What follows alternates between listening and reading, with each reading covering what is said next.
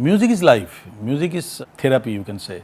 I think music is love also. मेरे को ऐसा बोलते हैं, लोगों से सुना मैंने, सुकून मिलता है, किसी को खुशी मिलती है, कोई बोलता है कि मेरे को डिप्रेशन से मैं बाहर आ जाता हूँ, कोई बोलता है मेरे को प्यार हो जाता है। उसमें टारगेट मेरा जो शुरू से था वो तबला प्लेयर बनने का।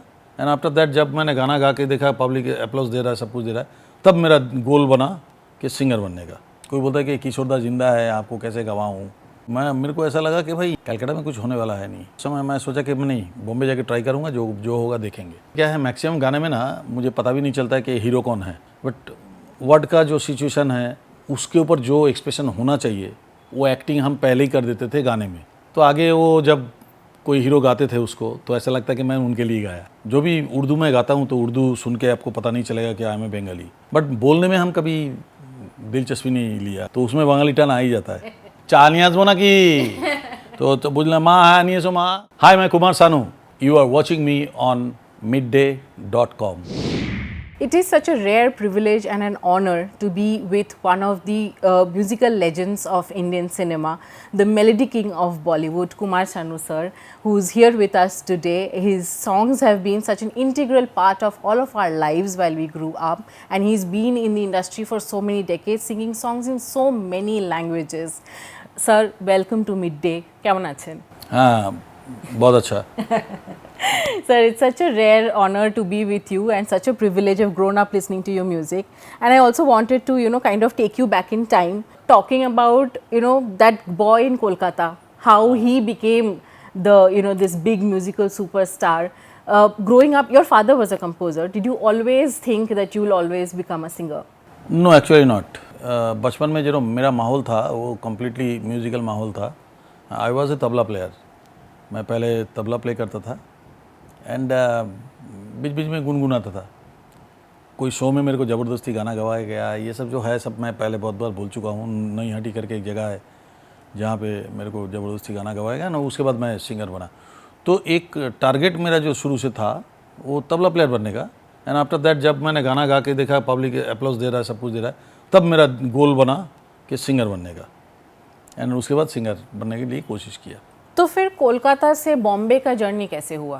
केदारनाथ भट्टाचार्य से कुमार सानू? नहीं, एक्चुअली क्या है कि कलकत्ता में मुझे मालूम था कि कलकत्ता में मैं गाना कैसेट कर करके सब म्यूज़िक डायरेक्टर के पास जाता था, तो कोई विश्वास नहीं करता था। कोई बोलता कि यार तुमने गाया, मजाक लेते थे, मजाक में लेते थे। किसी ने तो कैसेट लेके रख ही लिया, बहुत सारे लोग ऐसा है कि कैसेट लेके रख लिया। और उस समय क्या होता है, हम बहुत पैसा इकट्ठा करके TDK 90 करके कैसेट आता था, TDK का, वो मुश्किल से ख़रीदता था वो, और उसमें एक गाना डाल के या दो गाना डाल के मैं दे देता था, और वो उसको रख लेते थे वो लोग, उसको वापस भी नहीं करते। तो ऐसा चलता गया बहुत देर तक। कोई बोलता है कि किशोरदा जिंदा है, आपको कैसे गवाऊँ। कोई बड़े म्यूज़िक डायरेक्टर का नाम नहीं लूँगा किसी का भी, फिर भी अगर कभी ज़रूरत पड़ेगा तो मैं बुलाऊँगा। ऐसा करके मैं देखता गया, तो मेरे को ऐसा लगा कि भाई यहाँ पे कुछ होने वाला है नहीं, कलकत्ता में कुछ होने वाला है नहीं। वेस्ट बंगाल स्कोप बहुत कम है, और जितना भी है उसमें इनसिक्योरिटी बहुत है, कॉन्फिडेंस नहीं है। म्यूज़िक डायरेक्टर में कॉन्फिडेंस होना चाहिए ना, म्यूज़िक डायरेक्टर में कॉन्फिडेंस नहीं है। तो मेरे को ये सब चीज़ें जो खाया जाता था उस समय, मैं सोचा कि मैं नहीं, बॉम्बे जाके ट्राई करूँगा, जो होगा देखेंगे। होटलों में गाते थे तो एक कॉन्फिडेंस मेरे में था कि मैं होटल में जाके वहाँ ज्वाइन कर लूँगा, अपना गुजारा कर लूँगा कैसे भी करके। एंड वही मैंने किया।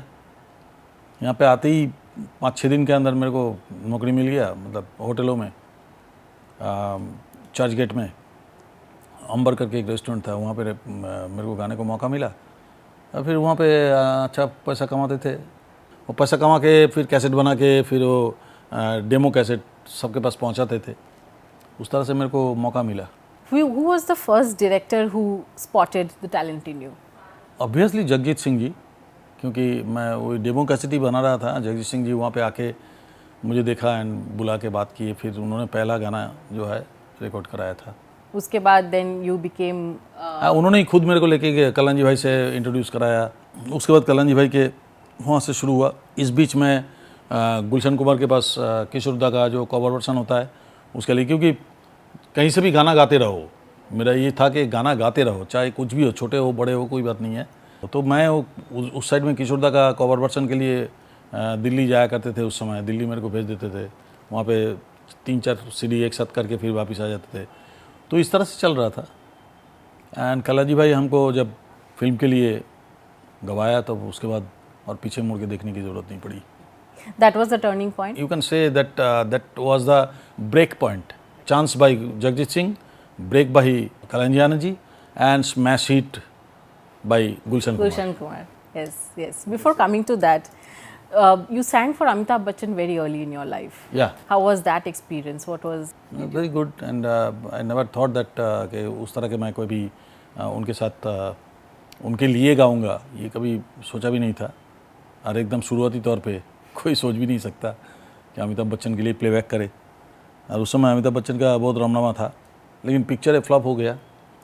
लेकिन बात फैल गया आग की तरह कि भाई अमिताभ जी के लिए प्लेबैक किया, कलकत्ता से कोई सिंगर आया, जो उसमें मेरे को फ़ायदा हुआ। Coming from Calcutta, being a Bengali singer, वो आपका एडवांटेज था, डिसएडवांटेज था, कभी कुछ उससे कोई फ़र्क पड़ा? डिसएडवांटेज डेफिनेटली था, उसमें मेरे को बहुत तकलीफ झेलनी पड़ी। बट सिंगिंग में जो लिरिकल जो प्रॉब्लम है ना, वो मैंने सॉल्व कर लिया था इमीडिएट। क्योंकि एक मौलवी रख के कैसे प्रोनाउंसिएशन कैसे किया जा सकता है, ये सब ट्रेनिंग मैंने ली 6 महीना। एंड उसके बाद मैं जब जो भी उर्दू में गाता हूँ तो उर्दू सुन के आपको पता नहीं चलेगा कि आई एम ए बंगाली। ये जो हुआ था ये मेरा मेहनत की वजह से हुआ था। मेरा टारगेट था कि ऐसा, बट बोलने में हम कभी दिलचस्पी नहीं लिया कि भाई कैसे भी करके आगे वाला समझ जाए बात को बस। तो उसमें बंगाली टर्न आ ही जाता है, लेकिन सिंगिंग में नहीं। Kishore Kumar was a big inspiration for you. Yeah, of course. Yes. Can you elaborate on that a little? किशोर दा के साथ आवाज़ थोड़ा मिलता जुलता था, लोग बोलते हैं, मुझे नहीं मालूम। मेरे को तो लगता नहीं है कि उनके धूल के बराबर भी मैं हूँ, लेकिन फिर भी लोग बोलते थे कि आपका आवाज़ थोड़ा सा मिलता जुलता है।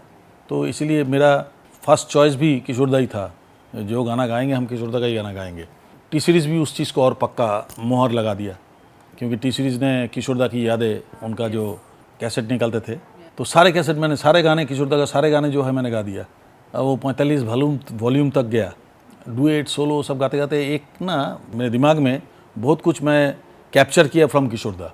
स्टाइल ऑफ सिंगिंग, किस तरह से वो, उसका वर्ड थ्रोइंग, उसका गाने में एक्टिंग, तो ये सब चीज़ें मैंने एडॉप्ट किया।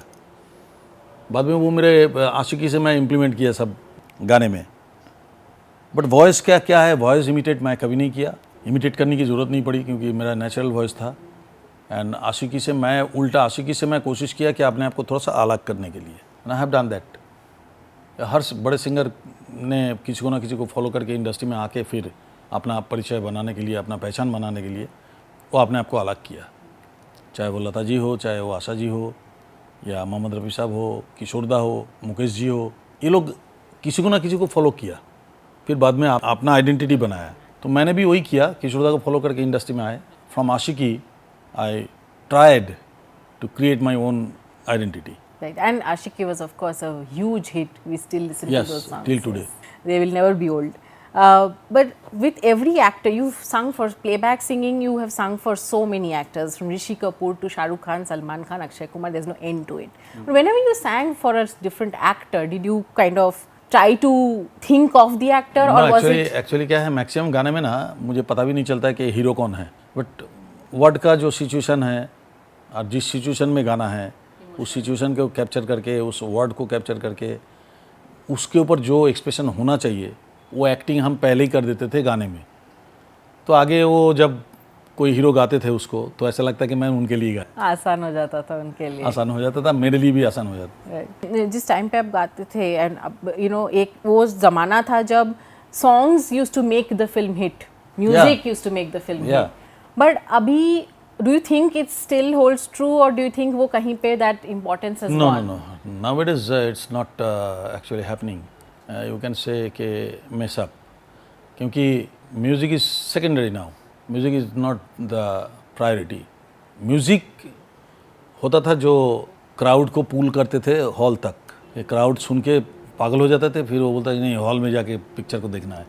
आज ऐसा नहीं है, आज तो म्यूज़िक सुन के और बोलता है कि नहीं OTT पे देख लेंगे यार, ये तो नहीं जाएगा, कौन जाएगा, क्योंकि म्यूज़िक में वो खींचने का जो ताकत है ना वो है नहीं। वो जो पावर है म्यूज़िक का, जो पावर जो हम बोलते हैं सो कॉल्ड पावर, वो पावर आज के म्यूज़िक में है नहीं।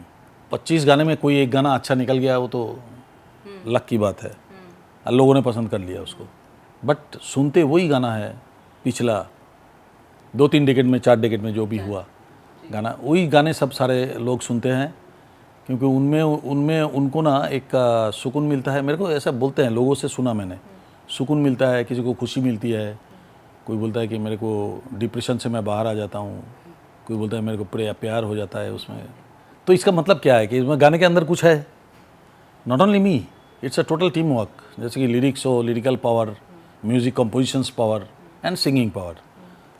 तो ये जो चीज़ें हैं, ये चीज़ें हमें पता चलता है कि हाँ भाई, हम लोगों ने कुछ किए, एटलीस्ट इस इंडस्ट्री में हम लोगों ने कुछ किए, अपना आइडेंटिटी खाली बनाया नहीं, हमने भी दिलों पे, लोगों के दिलों पे हम बसने का कोशिश की। Right, for me I think that one film और वन सॉन्ग वुड बी दो दिल मिल रहे हैं from Pardes. I mean it's been my at least my own like favorite. If I have to listen to one Kumar Sanu song, probably I'll go back to that. Oh, so nice. I just love that song, and I probably love the film because of the songs. But yeah, अभी आजकल तो lyrics भी नहीं याद रहते गानों के, tune भी नहीं ध्यान रहता कोई आया लास्ट ईयर कौन सा गाना है, इससे यार मुझे याद बिल्कुल नहीं याद रहेगा। Right. That is the problem कि वो हैमर कर करके आपके मध्यान में माथे पे घुसाने का कोशिश टीवी द्वारा होता है, एडवर्टाइजमेंट के द्वारा वो कोशिश करते हैं कि आपके जहन में डाल दे वो गाना। राइट। लेकिन ये होता नहीं है, क्योंकि ये एक जगह पे टेक्नोलॉजी फेलियर है। आपका इमोशन को कैप्चर नहीं कर सकते टेक्नोलॉजी। इमोशन को कैप्चर इमोशन द्वारा ही किया जा सकता है, ये कोई मशीन या टेक्नोलॉजी नहीं कर पाएगा। सो दैट्स व्हाई एक जगह पे ये मार खा के अभी भी हम लोग टिके हुए हैं। Right. So you've worked with so many legendary composers, from R.D. Burman to Anu Malik, so many of them. Do you think there's something lacking in today's composers? Music में वो दम नहीं है कि भाई हम पब्लिक को मजबूर कर दे कि हॉल में जाके देखो पिक्चर। तो ऑफ कोर्स इसमें किसी म्यूज़िक डायरेक्टर का नाम लेना या ना लेना वो वो अच्छी बात नहीं है, लेकिन म्यूज़िक है नहीं, सीधी बात है। जो थोड़ा बहुत, अगर 25-30 गाने में, मैं बोला आपको थोड़ी देर पहले, एक गाना अगर निकल के आ जाते हैं अच्छा गाना, तो उसको हम याद रखते हैं। हम लोगों का पीरियड के बाद जो गाने निकले उसमें से कुछ गाने अच्छे हैं जिसको आज भी लोग सुनते हैं। तो ऐसा क्रिएटिविटी में अगर लोग ध्यान देंगे ज़्यादा तो आई थिंक बेटर होगा, ना कि एडप्शन करके वेस्टर्न कंट्री से कोई एक लूप ले लिया, उस लूप में गाना बना दिया और गाना बना के वही चलता रहा। राइट। वो ऐसा नहीं होता है। आपके साथ ऐसा होता है कि somebody has come to you with a song and you're like ये नहीं अच्छा है, मेरे को नहीं गाना है? सो मेनी टाइम्स ऐसा हुआ मेरे साथ कि मैंने उसको रिफ्यूज़ कर दिया, एंड अभी भी करता हूँ कि मेरा रेंज के अंदर होना चाहिए, मैं चिल्लाऊंगा नहीं, मेरा रेंज के अंदर होना चाहिए, स्वीट होना चाहिए, मेलोडी होना चाहिए, आफ्टर ऑल एक गुड लिरिक्स होना चाहिए। Then I accept and I sing every day, almost every day. You have a Guinness World Record for maximum. हाँ, अभी मेरा एक दिन छोड़ के एक दिन, हफ्ते में 3-4 गाना 5 गाना हो ही जाता है अभी भी। And among so many languages. हाँ, बांग्ला, हिंदी। हाँ, बहुत सारा लैंग्वेज, 26 लैंग्वेजेस। Oh God. आजकल I don't think any singer has the stamina to do the kind of work that you've done आजकल के ज़माने में। तो That I don't know, but we have done hard work, and definitely hard work नहीं करो तो फिर टिके रहना बड़ा मुश्किल होता है। This is also a part of struggle. वो टेक्नोलॉजी का हेल्प भी तो नहीं होता था कि आप No, not at all. You have to give your 440 to the mic. No chance at all.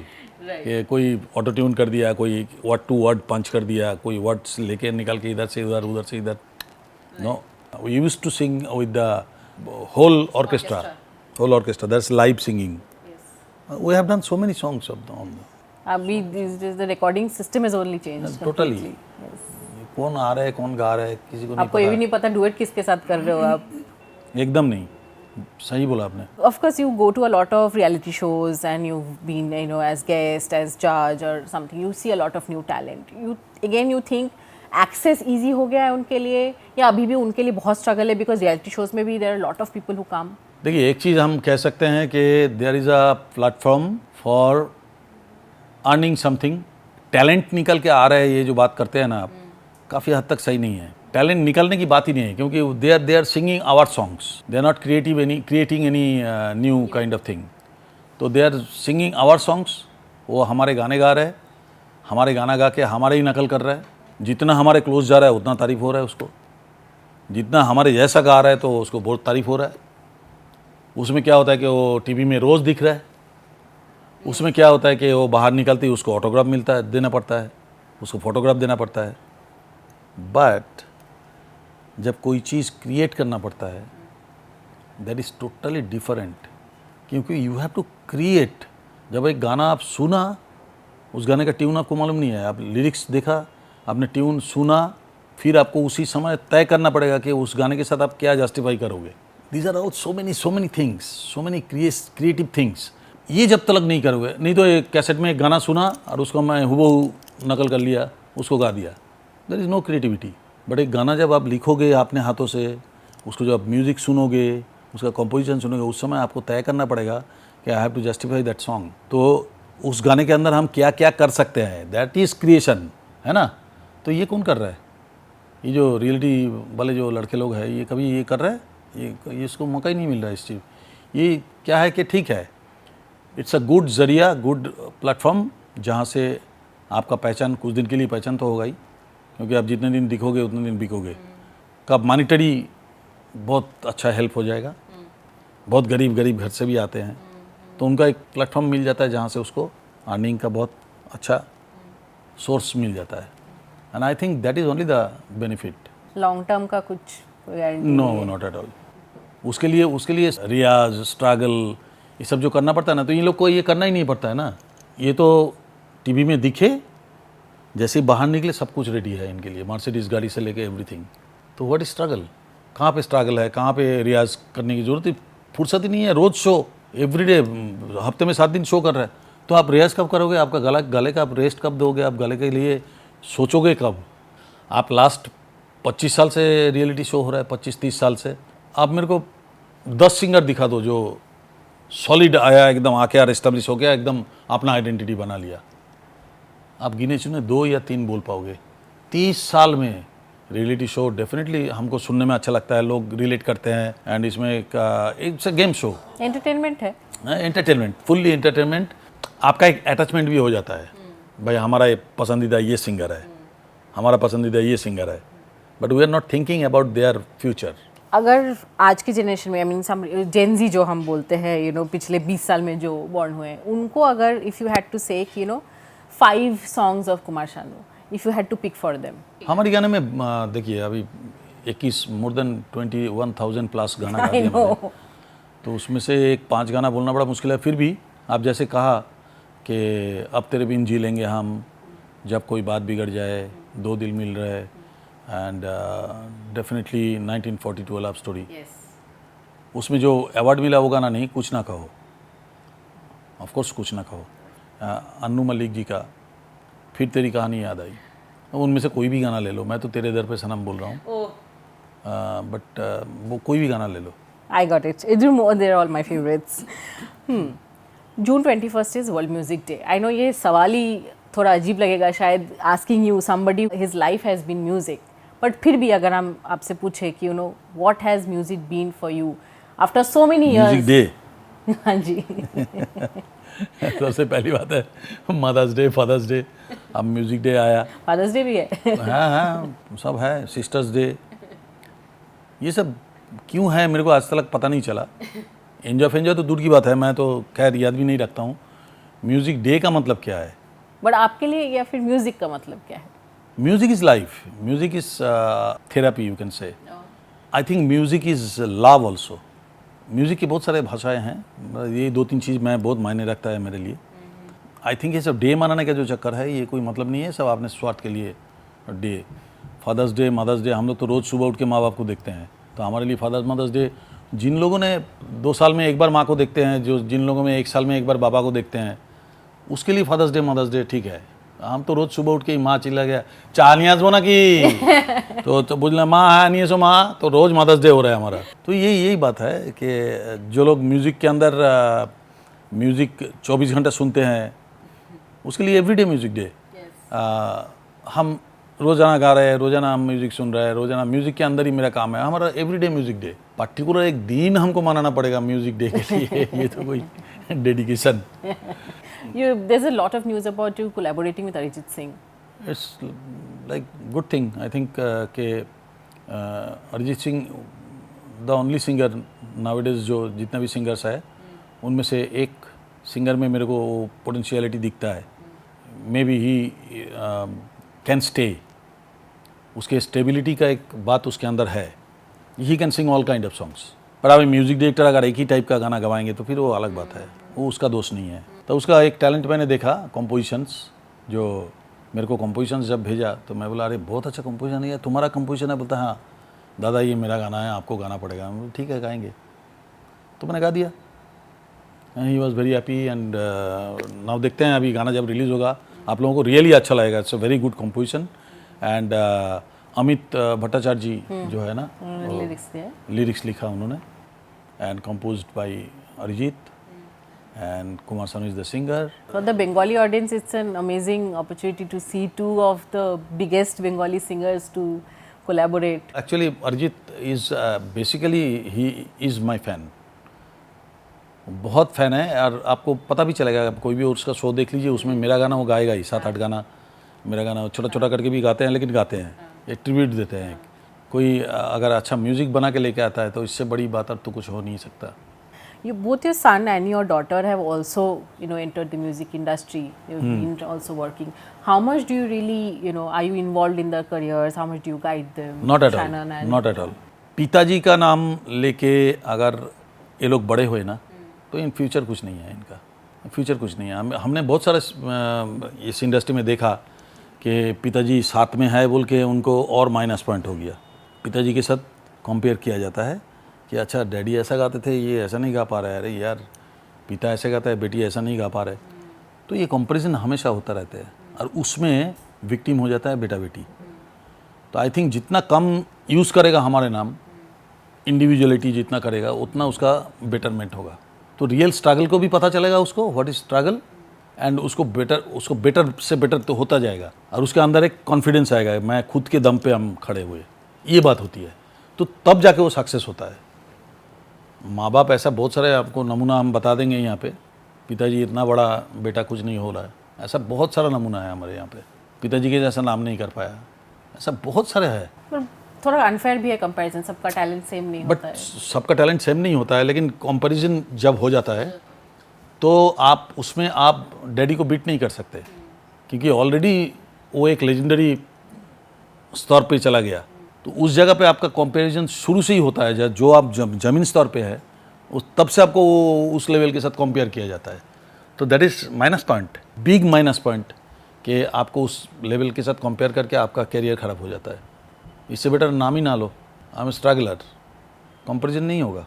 And you can do something then. Anything else you are working on that you want to tell? कुछ किसी अरे बहुत सारे, अभी मेरा बहुत सारे picture आ रहा है, बहुत सारे वेब सीरीज़ आ रहा है, फिल्म आ रहा है स्कार करके, उसमें अच्छा गाना है. एक वेब सीरीज़ आ रहा है राजकुमार राव का, गानसन गुलाब. त्रिभुवन मिश्रा करके एक वेब सीरीज़ आ रहा है, त्रिभुवन मिश्रा. उसमें बहुत ज़बरदस्त गाना है मेरा. एक काफ़ी सारे गाने हैं जो शब्बीर अहमद है, अमन पंत है, फिर ऐसे न्यू म्यूज़िक डायरेक्टर्स जो new Qamar music director. But मेरा एक प्लस पॉइंट है कि जब मेरे लायक गाना बनता है तभी मुझे बुलाया जाता है. So I am lucky for that. अब मेरे लायक गाना होता है तो ही मेरे को बुलाया जाता है. आई एम श्योर लोग थोड़ा डर के अप्रोच करते होंगे कि ये अच्छा गाना लेके ही जाना है. तो मेरे को ऊपर वाले की दया से अच्छा गाना, जितना भी गाना मैंने अभी गा रहा हूँ, these are all melodious, good melodious. मुझे बहुत उम्मीद है कि इस तरह के गाने लोगों में फिर से फैलेगा. राइट. और आपकी तो मतलब again I was talking about, कोई फर्क ही नहीं पड़ता है कि 30 साल पहले आपका आवाज़ क्या था, आज क्या. Is all the same. या how have you just managed to that, keep that? कुछ नहीं करता हूँ, इसलिए कुछ नहीं करता हूँ, इसलिए ठीक ठाक है अभी तक. जिस दिन हम टेक केयर करना शुरू करेंगे उस दिन हमारा गला गड़बड़ होना शुरू हो जाएगा. फिर नेचर का चीज़ है, नेचर पे छोड़ दिया. नेचुरली ठीक रह रहा है. हमको कुछ करना नहीं पड़ रहा है. খুব ভালো লাগলো আপনার সঙ্গে কথা বলে, and I'm sure our audience will also love watching you. I mean, it's always nice to be able to go back to somebody who's been in the industry for such a long time and talk to him about his career, his journey, and it's such an enlightening conversation. Thank you so much for your time. Thank you so much. Thank you. Namaskar. Subscribe to Midday India. Get direct notifications on all our videos by clicking on the bell icon.